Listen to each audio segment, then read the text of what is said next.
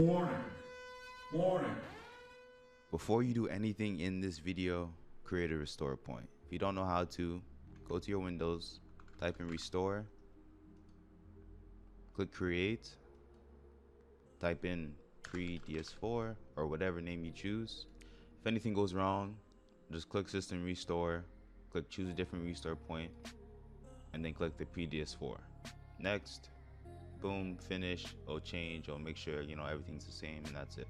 First things first, type in performance, click adjust the appearance and performance of Windows, and then click adjust for best performance and click apply. Next, search graphics, find whatever game. If it's not here, you're gonna have to click browse and find where your game is. Usually it's on your C drive, in Steam apps common. For me, it's Apex. Once you add it, click options and then click high performance. After that, you want to go to your launcher, right click it, go to properties, and find the launch options. Launch options are going to be on the EA app as well. You might have to right click it or click the three dots. It's the same thing. You want to add these three commands. No vid, all it does is skip that intro at the start of the game when you launch it up. That's ear rape. Dash high makes it so that when your game is running, it's running above normal. If we go to details, you can set the priority. You see this normal, above normal, high. Don't set it to real time. It might even mess up the game even more. Max out would go to high. This just sets it automatically when you launch the game. And then FREC 144 just makes it so that your refresh rate is the same in the game. It controls what the refresh rate is in the game. So if you have 240 hertz, put this as 240. If you don't know what your refresh rate is, right click your desktop, go to display settings, click the monitor you play on. You might have multiple monitors. Advanced display settings, and in here you'll see your refresh rate. Next, you want to go to your game file. If you're on Steam, you can just go to properties and browse local file. Once you're in this folder, just right click your R5 Apex, click properties, go to the compatibility tab and tick disable full screen optimizations. If you're on Windows 10 or later, they made it so that Windows 10 full screen games don't actually run in full screen. It's like borderless windowed. Doing this disables that. It might make your game all tabs slower, but it will help in the long run. If you play the DX12 version, there's no point to add this.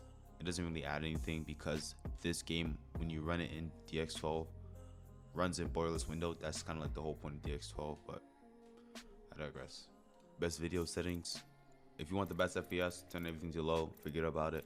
But I'm gonna go through every setting, make sure you're on full screen. Changing res sometimes will increase your FPS. For me, it doesn't, so I just keep it on 1920 by 1080. Instead of doing this, I would recommend either using NVIDIA NIS or AMD RSR. It's basically their technology that makes it so that when you're on lower reses, it upscales the game to a higher res. This will give you better frames and it'll be better than actually just running 1280 by 720 in game. Make sure you're not running VSync. I can't believe people actually use VSync. If you're on NVIDIA and you have reflex, put it on to on plus reflex. I'm not on NVIDIA, I'm on AMD. That's why I don't have it. Personally, I don't like anti-aliasing. For texture streaming budget, as long as you stay within your limits, the FPS won't change. So I have an 8GB GPU, so I can run 8GB and there will be no difference between this and 0. But if you're on a lower or older GPU, you have 4GB, I recommend putting it to 4 or 3, and you wouldn't notice a difference between this and none. I would just put it to the max VRAM you can, as long as it's within your limits. Texture filtering, Millionaire.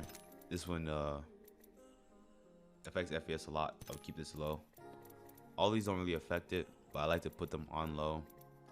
I don't really like to disable things because I want them to still be there, but for most things they'll be on low or disabled. Just like impact marks, I don't put it on disable because you could miss info, so I keep it on low. Hopefully this helped. If it did, make sure to leave a like and consider subscribing if you're new, and I'll see you in the next video.